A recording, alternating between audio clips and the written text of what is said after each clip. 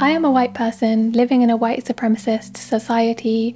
I am born into its logic, encultured into its worldview, suffused with its habits. It's corrupting me and killing me.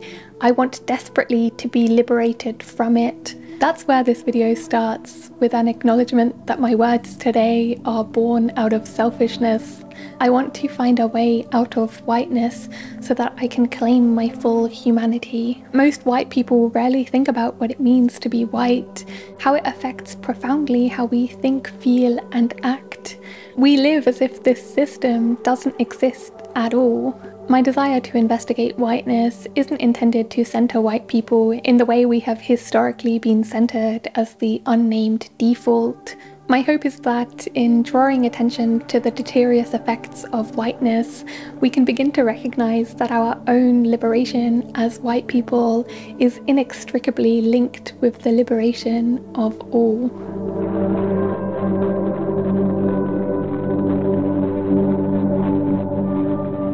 When I talk about whiteness, I'm not talking about the colour of someone's skin. Race has no biological reality. There is nothing natural or inherent about racial categorization. What I mean is the racialized social system that bestows social, economic, and ideological benefits on people racialized white and is based off of the oppression of non-white people. That being said, it's impossible to have conversations about whiteness without making gross generalizations. Race differs across cultures, time, class, and other lines, so this conversation is inevitably going to be imperfect and incomplete. And I apologise for the potentially othering effect my use of the words us, we, and them might have. I use these mostly to convey that I haven't attained perfection in anything I'm discussing. I'm making this video as much for myself as for anyone else, taking comfort in the words of Richard Bach when he wrote, "You teach best what you most need to learn." So here's hoping I might. Hello everybody, I hope that you're doing fine with the video today. This is your presenter Jane Doki Stories. I'm your host as usual. So I know these are discussions that we need to have. Black people, we've been so hard on ourselves. We've been beating on ourselves. We've been overthinking. Why is all the world hating us? Why is people just against us? Why are we always being picked on in any place we go? Why we are always the people who always not feel same when we leave our countries, go to different places? Why are we always the center of attention? Black people. That's the question. While you watch this video, I want you to think.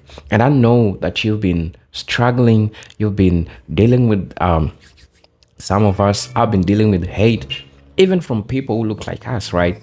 But what if I told you that the same case is also happening to white people? Now, there is this video that I want you to watch.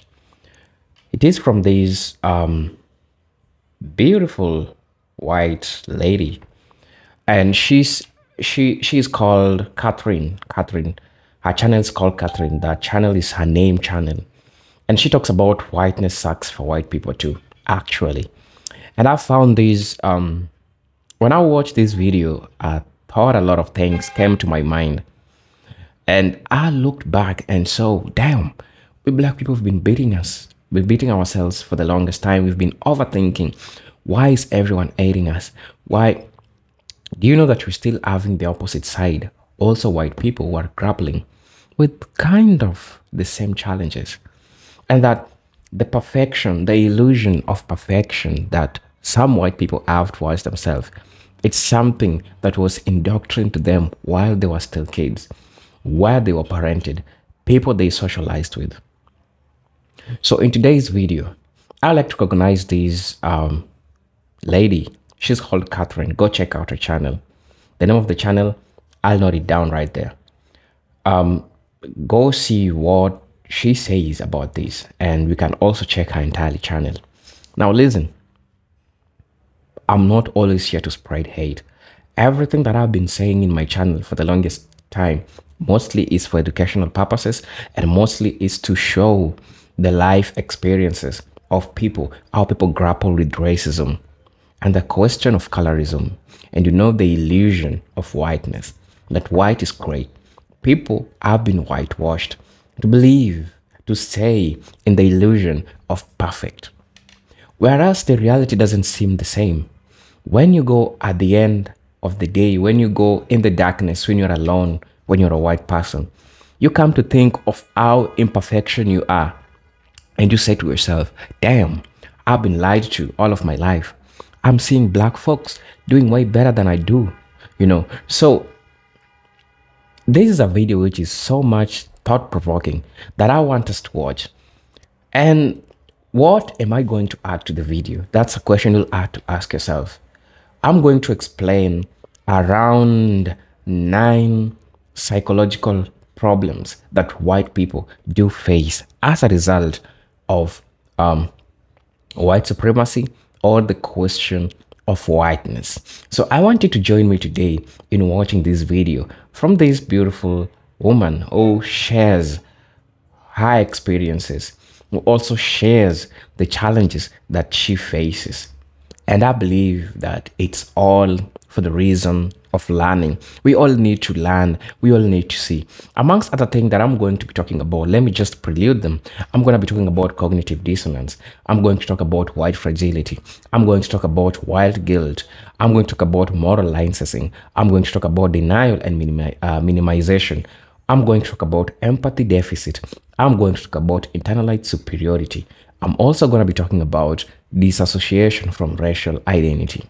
So lastly, I'm also going to be talking about perfectionism and fear of making mistakes. So guys, buckle up as we watch this video. I'll be back with my commentary as usual. I don't want to distract the video. I don't want to go in between. I just want you to watch the video. Then I'll come back and give my commentary in regards to the same, because I hope it's important for us as a community, as Black people, to also see that indeed these people also grapple with some challenges that they might seek help to. There is nobody who is perfect in this world. So let's dive right into the video. Learn how whiteness entraps us and a possible route to freedom.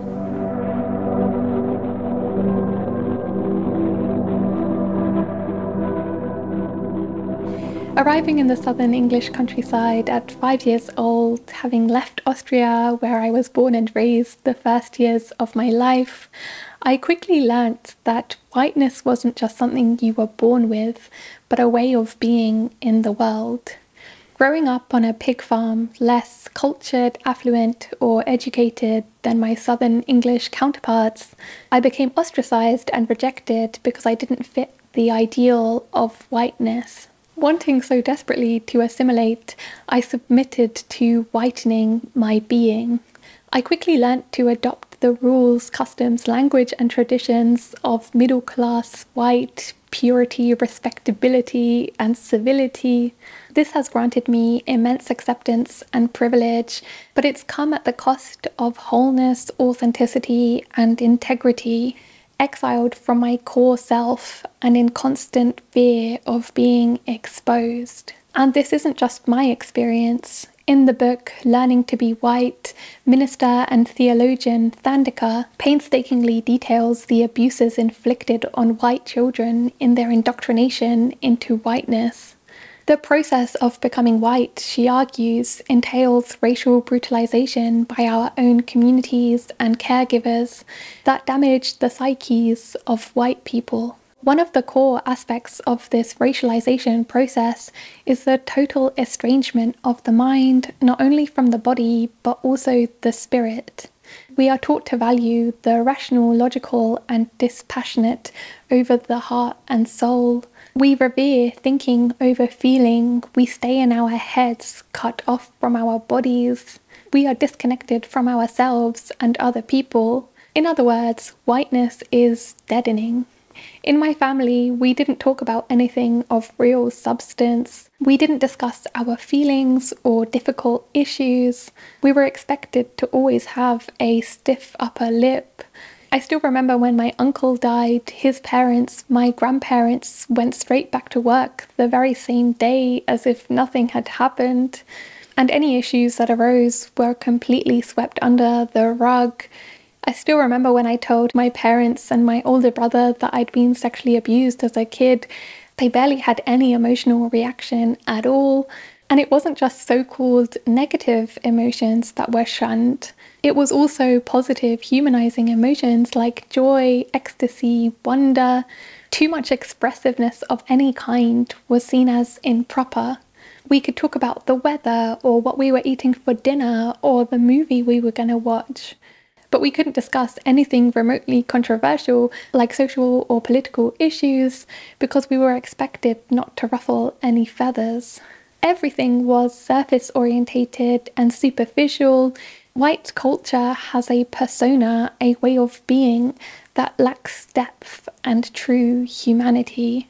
We lived on a housing estate in England where houses were practically on top of each other, and yet we still barely ever spoke to our neighbours. There was no sense of community. The only time we ever came together was for a yearly street party for the Queen's birthday. The people in my family have relatively comfortable lives externally, but beneath the veneer of normalcy and fake plastic smiles, the men are mostly all alcoholics, half of them are mentally unwell, and my aunt, who might as well be called Karen, gets her life meaning by going on package holidays, then getting a refund by complaining to customer service. The dullness of whiteness, the lack of meaning, the lack of true fulfillment, the lack of real feeling. Is this really all life is about? And of course, there are absolutely families who have great connections with each other and themselves and have high emotional intelligence. But in my experience, this is the exception rather than the rule. One of my favorite thinkers on unlearning internalized oppression is the writer and poet Sonia Renee Taylor. The less that you identify on a soul level with whiteness, meaning, and that doesn't mean eschew it, that means look for it and remove it from yourself, right? It is not, oh, that's not me. It's, oh, I don't want that to be me. Something is rotting in here. Let me get to investigating so that I can remove that. Because it's stinking up my space. And that is what whiteness is. Whiteness is not you as a human being. There is no other. So my battle, the work that I do, is not about white people as the other. It is about whiteness, the construct that is rotting the material and spiritual and economic and political realities of Black and brown people around the world, while also at the same time rotting the internal, spiritual, and emotional and mental lives of those who were assigned whiteness at birth. You are struggling in this system as well. It is killing you too. It's killing you. It's killing all of us. This desensitization and dissociation from reality can also create a distorted worldview. I'm honestly pretty embarrassed and kind of disturbed by just how easily I can shut out the injustices of the world, my nation's imperial policies abroad, my complicity in the destruction of the natural environment, the misery in the midst of my affluent society. But in a way, it's not surprising. If I can't really feel my own feelings, how can I really feel compassion for others? If my wounds didn't receive attention, why should other people's? If I'm so disconnected from myself, how can I connect to anything outside of myself? Whiteness has created this cultural normalization of indifference and cognitive dissonance to the suffering of our fellow beings and the earth. And it's not just about repressing the bad things in the world. We can't selectively shut down our emotions. As social ethicist Sharon Welch observes, we cannot numb our pain at the degradation of life without numbing our joy at its abundance. My capacity to love, to experience real laughter or deep joy, all feels so stifled, muted, and suppressed. And when we're so disconnected from ourselves and the world, we also lose touch with our internal guidance system, the instincts that tell us who we truly are, what makes our hearts sing. We lose touch with the wisdom of our bodies. We don't listen to what our gut feeling is telling us. We live without that self-awareness, self-intimacy, and inner compass to guide our lives. This isn't about neglecting the mind, the rational, the logical in favor of the body, soul, heart. Of course, our minds can store useful information that can help us. But as the physician Gabor Mate wrote, the intellect becomes a far more intelligent tool when it allows the heart to speak, when it opens itself to that within us that resonates with the truth, rather than trying to reason with it. So whiteness leads to a deep moral and psychological degradation. It's a profound spiritual impoverishment.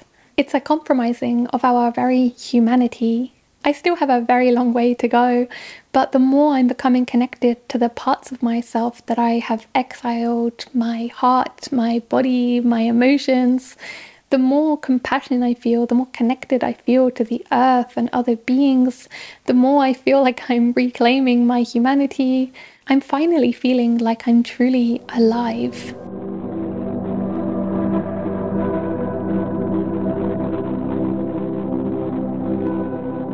My first friend and best friend when I arrived in England was a boy who died at 16. Medics ruled that he died of poor health, but in my opinion, he also died of whiteness. Whiteness that creates unjust hierarchies, leaving him living under the poverty line, malnourished and miserable. Whiteness that upholds an inequitable system, slashing social safety nets, leaving him with little recourse to seek help as a disabled, sexually abused boy. Whiteness that's committed to privatizing healthcare, leaving him subjected to malpractice in the underfunded, collapsing NHS hospital where he eventually died. And yet, despite whiteness being a cause of his suffering and eventual death, throughout his life, he increasingly became invested in white supremacy. He went from the sweetest, kindest boy at 5 years old to staunchly anti-immigrant, anti-social safety nets, pro-privatization. Refugees are taking our jobs. We shouldn't be giving tax dollars to black people. Were some of his frequent talking points in his teenage years.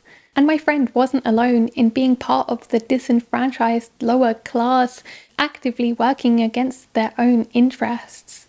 Psychiatrist Jonathan Metzl's book, Dying of Whiteness, talks about how white people are undercutting their own health to the point of death because they're convinced that when non-white people gain, white people lose. This has led to the shredding of social safety nets, blocking of healthcare reform, loosening gun laws, reduction of school funding, tax cuts for the rich, opposition to unions, and a general increase in political conservatism. Metzel details how white people time and time again voiced a literal willingness to die to maintain their place in the hierarchy, rather than participate in a system that might place them on equal footing to immigrants or racial minorities. And it seems like history is repeating itself. Civil rights activist Dr. Martin Luther King back in 1968 observed that cheap black labor was holding down the wages of the white working class, so racial prejudice was blocking attempts by the working class to fight their own class oppressors. He declared, "We are engaged in a class struggle," and called on white people to transcend their racial identity and unite with black people in a common struggle. Sadly, we have not heeded his words, and whilst it's easy to blame individual racists like my friend, scapegoating racialized groups as the cause of our problems has been one of the most common political weapons used by the powers that be to keep the masses pitted against each other and divert attention from the systems and structures that are the cause of the problem in the first place. Whiteness was created to divide and conquer, to create the notion that even though you might not have much, at least you're not black, at least you're not indigenous, at least you're not Mexican, at least you're not Chinese working on the railroads to build the transcontinental economy. You may not have much, but at least you have, as W.E.B. Du Bois said, the psychological wage of whiteness. And it's a trick that was played during the Civil War era on my people in the South, right?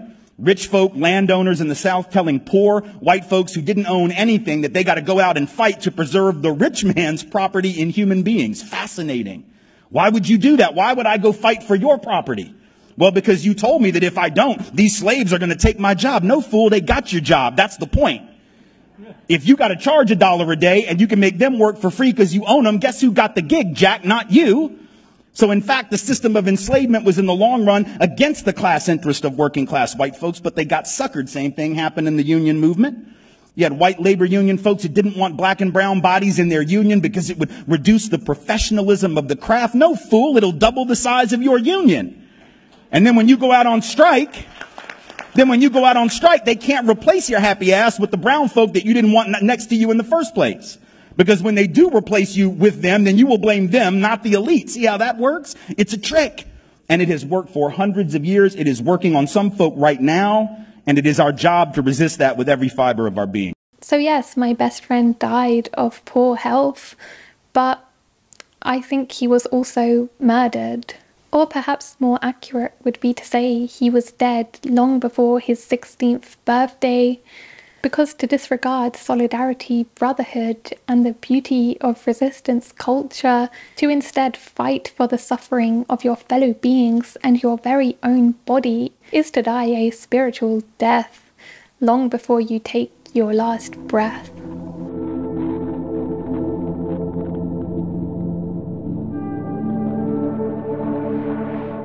In an attempt to escape the soullessness of white culture and the grief of my best friend's death, I spent a great deal of my late teenage years and early 20s traveling across the globe, living as a digital nomad, hiking and camping, living the dream.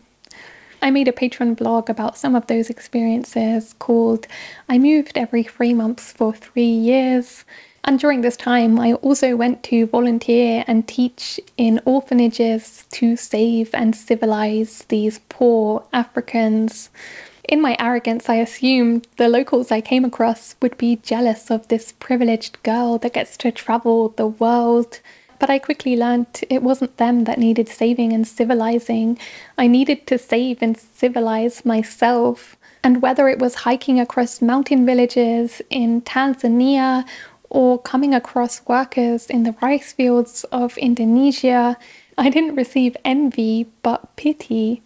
They felt sorry for me. This poor girl, traipsing across countries, so disconnected from the land, without community, trying to find herself. She must be so lost, so lonely, so sad. They wanted to adopt me, to take me under their wing, to take care of me. I think they could tell there was some kind of void in me. And to my surprise, despite my relative power and privilege, I found myself actually being jealous of them. The tight-knit communities, rich with dance, music and colour, the connection to the land, people sitting, chatting to their neighbours, kids playing freely outside. I was amazed at the level of passion and expressiveness and the spirit of the people, and it's difficult to talk about because I don't want to fall into the trap of romanticizing, essentializing, or fetishizing distant lands and peoples in that racist, happy, pure, non-white people trope. There's absolutely hardship, pain, and these societies are absolutely imperfect in many ways, but I think we do ourselves a disservice if we say there's nothing to be learnt from other cosmologies. Whiteness, with the rise of capitalism, the colonization of other lands, and the apocalyptic drive to endlessly extract from the earth, required a shift in worldview. From an interdependent, interconnected, communal, cooperative way of life to autonomous, independent bodies, islands without genuine and substantive connections to others. Instead of a conscious, reciprocal connection to the land, full of the obligations of stewardship, nature became just a dead thing to control, exploit, and subordinate.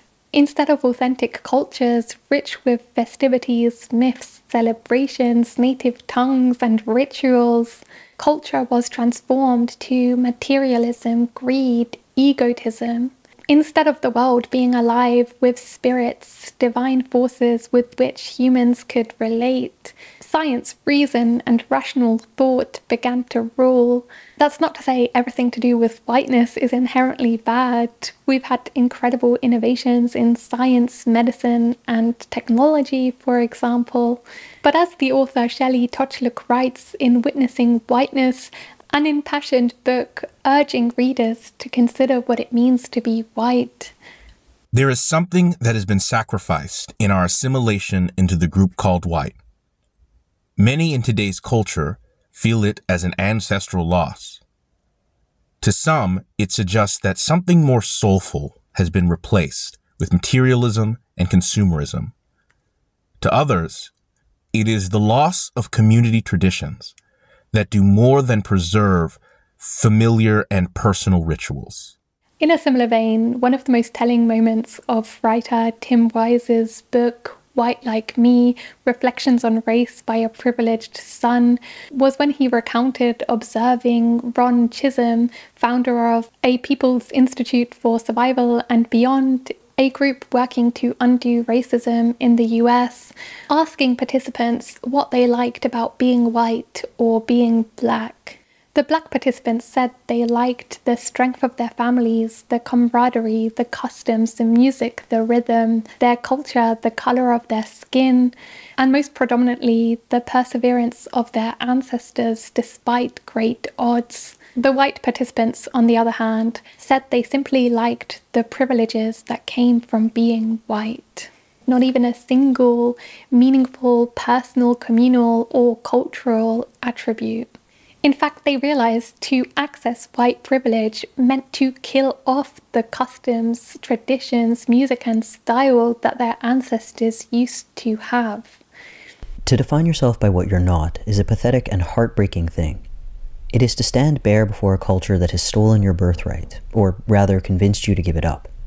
And its costs are formidable, beginning with the emptiness whites often feel when confronted by multiculturalism and the connectedness of people of color to their heritages. That emptiness gets filled up by privilege and ultimately forces us to become dependent on it, forcing me to wonder just how healthy the arrangement is in the long run despite the advantages it provides. This is what I came to realize on my travels, that whiteness, for all its benefits and privileges, comes with this deep ache that I still feel to this day for something profound and irreplaceable that we have lost. I was approaching life with this plantation ethos, extracting and consuming from other cultures and the earth, with this paternalistic savior complex, never satisfied, always looking for the next frontier. I was cut off from this sense of belonging to community, tradition, nature. I had a hollowness in my heart. To be white is to be alienated, estranged, and empty.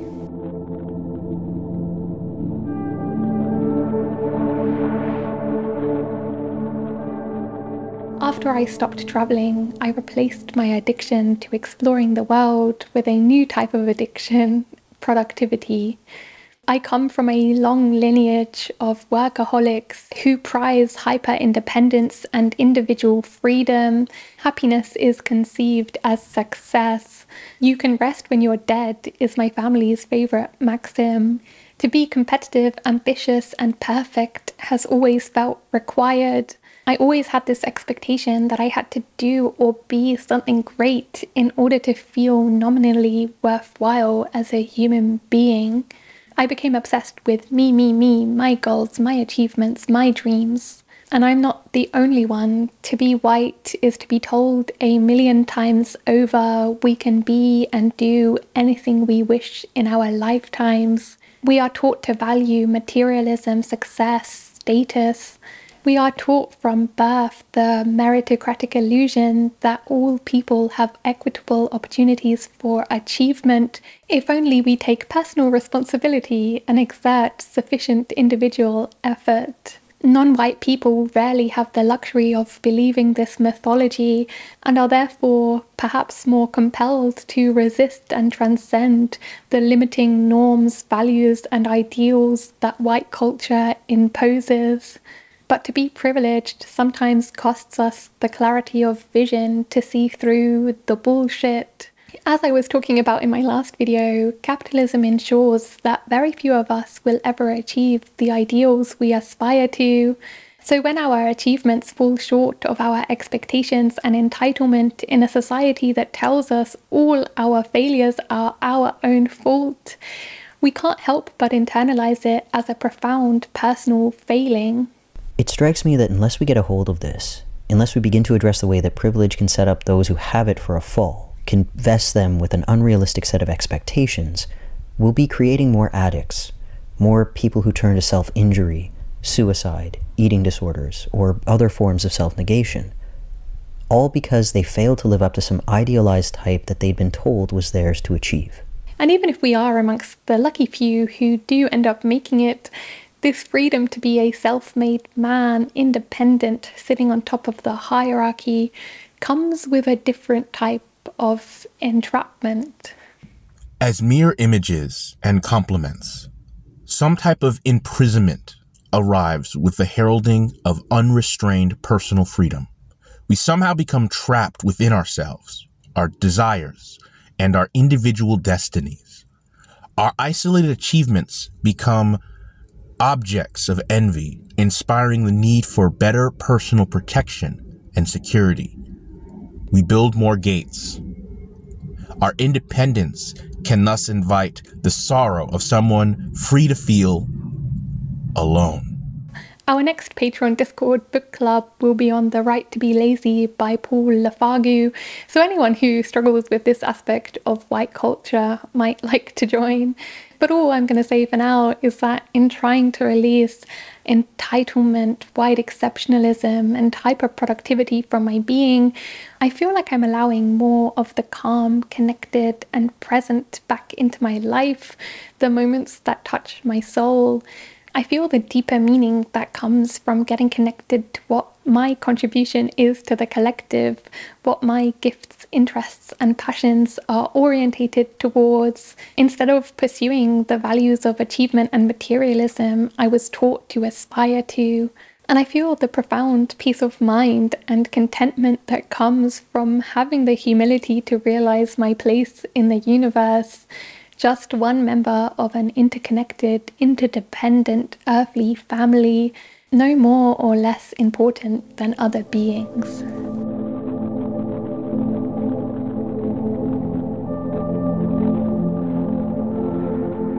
These days, despite the fact that I see myself as a leftist, committed to social justice, and appropriately anti-racist, if I'm really honest, I think on some deep subconscious level, I still fear non-white people. I fear the loss of power and privilege that could come from racial justice because I harbor some underlying idea that with racism I win, with the end of racism I lose.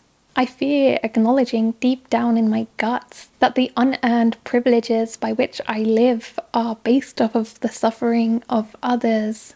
I fear exposing the lingering traces of racism within me, those subconscious reactions, thoughts, and feelings that persist despite my efforts to eliminate them. I fear that non-white people can see the lingering racism within me, that they will think I'm not a good white person, the fear of being seen and seen through.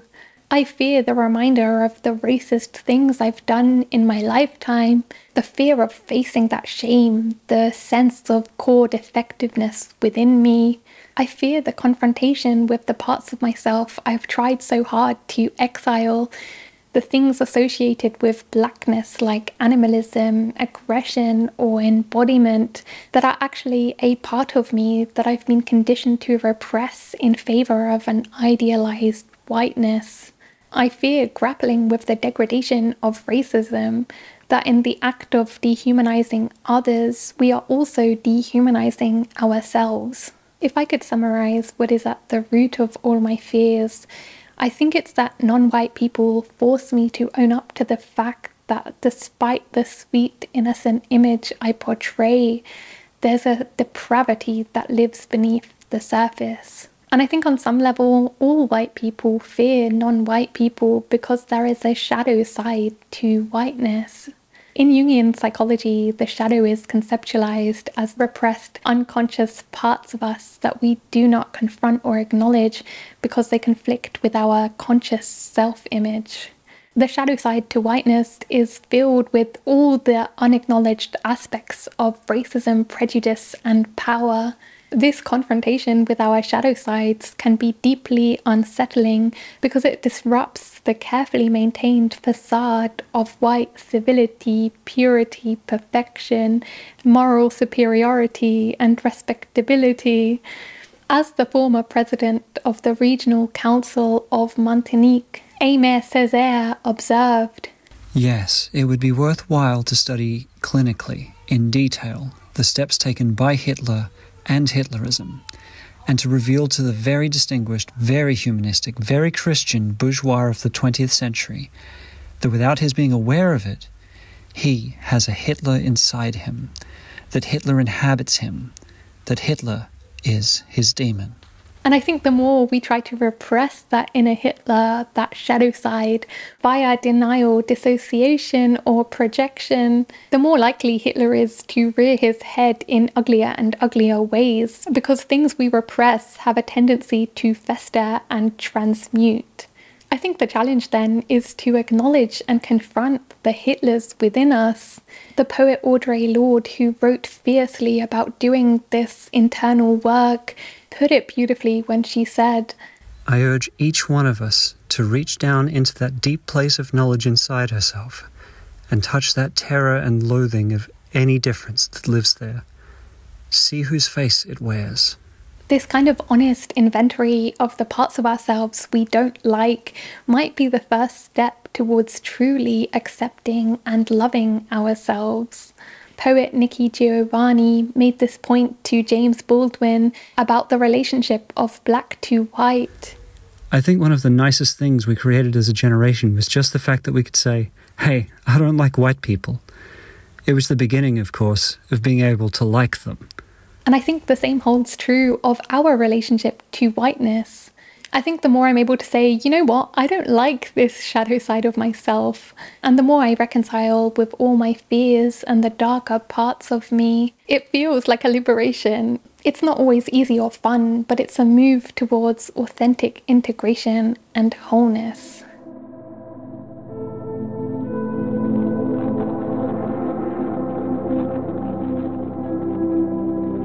I am white, living in a white supremacist society, and for all its innumerable benefits and privileges, I think we have more to gain than lose by eliminating whiteness, because to accept whiteness is a form of self-slaughter. Whilst non-white people have absolutely suffered, white people have experienced a different kind of damage that is less obvious and overt, but perhaps even more corrosive on a spiritual and moral level.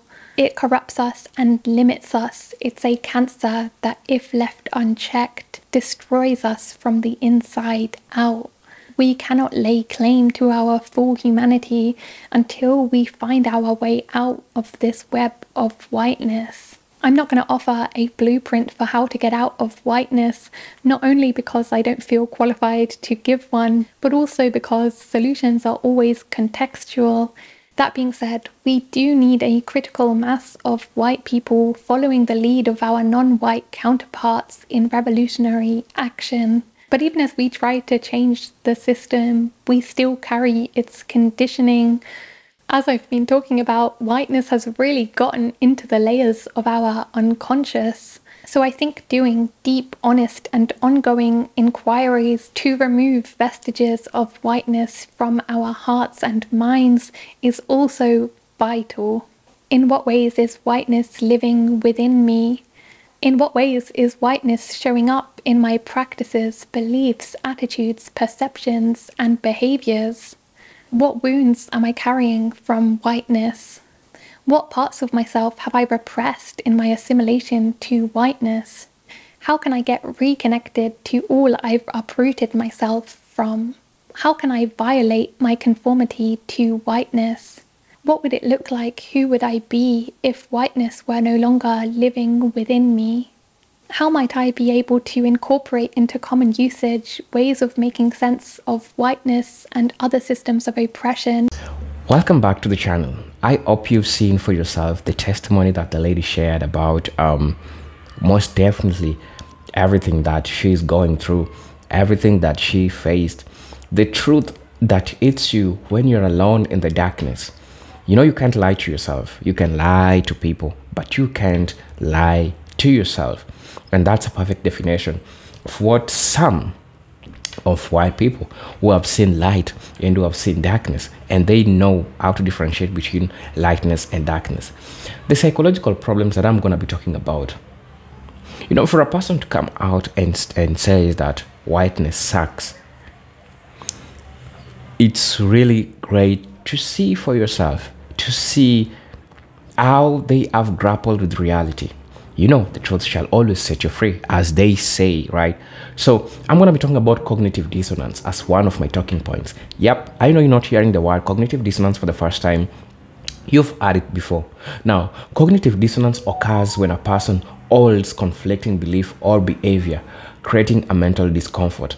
Listen, you've grown up in a society where I've been told that, you know, you're great. Ain't no other race tell you shit about anything. You are the greatest. You can get anything you want. You are invincible. You're the authors of impunity. You can do anything and get away with it, right? You've been told that. But when you go and sit somewhere down, you think for yourself, you think to yourself, you talk to yourself, you call yourself in a meeting and you say like, damn, I'm not perfect. When reality is, you're also struggling with some things that you want to share with people, right? So this is a perfect example of cognitive dissonance. You are left in between. And this is what some of these people are going through. You are left between these conflicting ideas. The reality is eating you. They still have the illusion with you. Now you are left in between the two things. That's the cognitive dissonance. This can arise when they are confronted with the realities of racial injustices and recognize that their racial identity benefits from these injustices, whether they consciously support it or not. A white person may believe in equality, yet also experience advantages. Better treatment from authorities. A perfect example. Due to their skin color, the tension between these conflicting realities leads to a feeling of guilt, discomfort, and denial. Example. A white person who considers themselves not racist may struggle with acknowledging that their daily life benefits from a system that disadvantages non-white people, which can lead to guilt or defensiveness. Okay. Two that I'm going to be talking about. I'm also going to be talking about white fragility. What is white fragility? I know you've been hearing a lot of professors, like people like Robin DiAngelo. I did this video, I think a couple months ago, that I talked about the video of white fragility. Now, the term is popularized by the author, Robin DiAngelo. If you haven't read the book, go check out White Fragility. You can also check out the video you see in my channel. I did it like 2 months ago.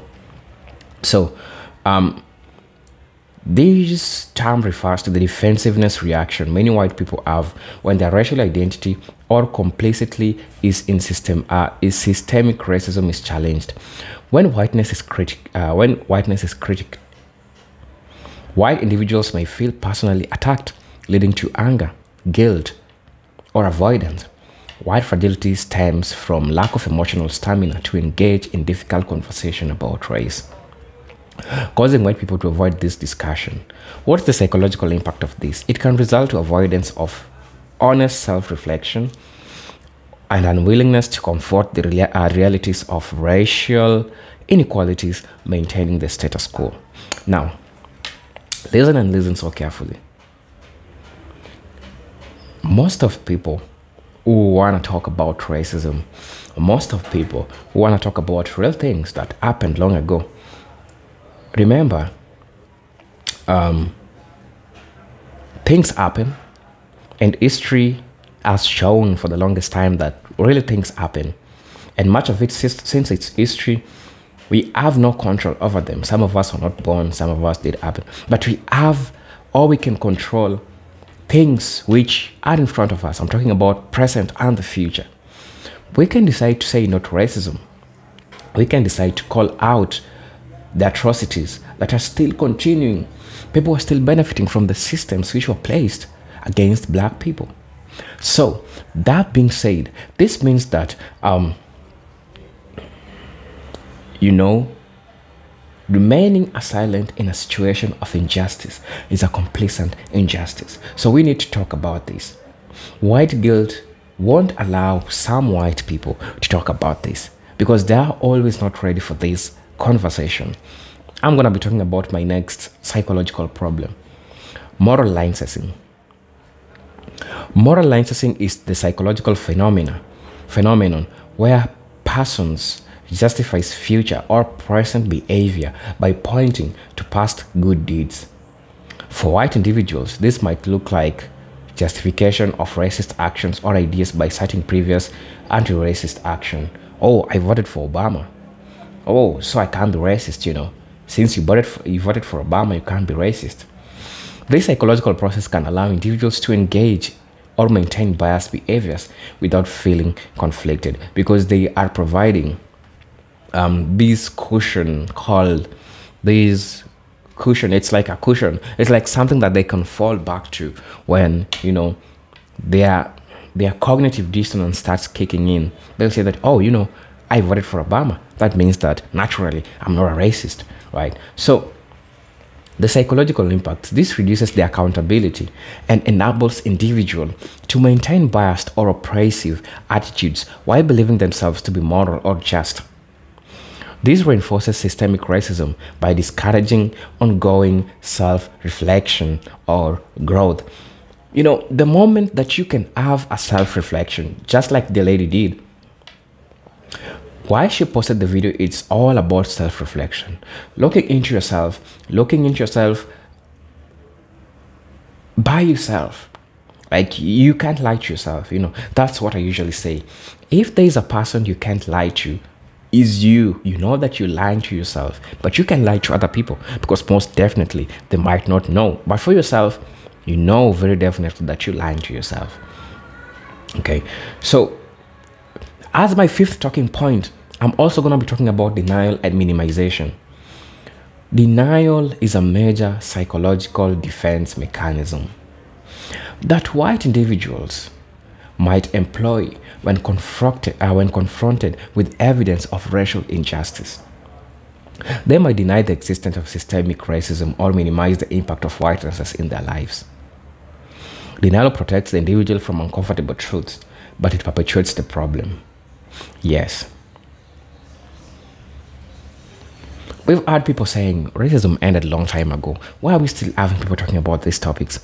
Yes, it ended a long time ago. So remember, we didn't have control over the past things, but we have control over issues that are happening to us today. These are things that we are grappling with. These are things that we need to take care of. And now what I'm saying that we need to look after ourselves by confronting, by talking about this. But now the problem that some of people we grapple with is that we find people will always dismiss things which are happening or things which are happening. As you see me standing or talking to you here, I'm talking as a scholar in this subject. I might not have attained a big accolade in this, but trust me, I'm talking at a point or at a person who understands the struggles that people from the marginalized community, especially black people, go through. The refusal to acknowledge racial privilege can prevent personal growth and understanding. Over time, denial can foster cynicism or detachment from societal issues, perpetuating systemic inequality. I'm also going to be talking about empathy deficit. Empathy deficit refers to an impaired capacity to fully empathize with people of different racial background due in part to living in a racially insulated or segregated environment. Because white individuals are often or not directly affected by the consequences of racism. True, they may struggle to fully understand or emotionally connect to the experiences of people of color. So this makes them grapple with the problem of empathy deficit because they don't really understand the struggles that black people go through. It takes a person who has worn the shoes to know where the shoes fits them or not, or where they're being squeezed by the shoes, right? So they lack the empathy deficit. But it all culminates down to self-reflection. If you have a self-reflection of yourself, you can really get to know what's really happening around you, what you can do for yourself, you know. So the lack of connection can foster apathy or disinterest in racial justice issues. It can reinforce stereotypes because without empathetic engagement, individuals may rely on biased narratives about racial groups. You know what I'm saying, right? My seventh talking point that I'm going to be talking about internalized superiority. White individuals might not consciously believe in racially superiority. Growing up in a society that privileges whiteness can foster an unconscious sense of superiority. These internalized beliefs can manifest subtle ways, like assuming leadership roles in diverse spaces without considering why, or failing to listen to people of color. The belief in superiority can prevent white individuals from engaging in equitable relationships, from recognizing their own biases. Over time, this can lead to disconnect from marginalized groups and inability to engage in a meaningful cross-racial solidarity. Now you get to know what I'm saying. So there could be more things that I could say in regards to this. Perfectionism and fear of making mistakes, amongst other things. Dissociation from racial identity, amongst other things that I also could say that I believe that this video is so helpful. Shout out to the sister who shared this video, and I hope that it reaches a lot of people. I hope people may get to learn, and I hope that white folks can also get to see another perspective of a white person themselves coming out and talking about this. Until then, this is your host and presenter, Eugene Talk Stories. If you're watching this video for the first time, I'll ask you to subscribe to the channel, join my membership, really get to see what we can offer you. Until then, peace, love, and harmony.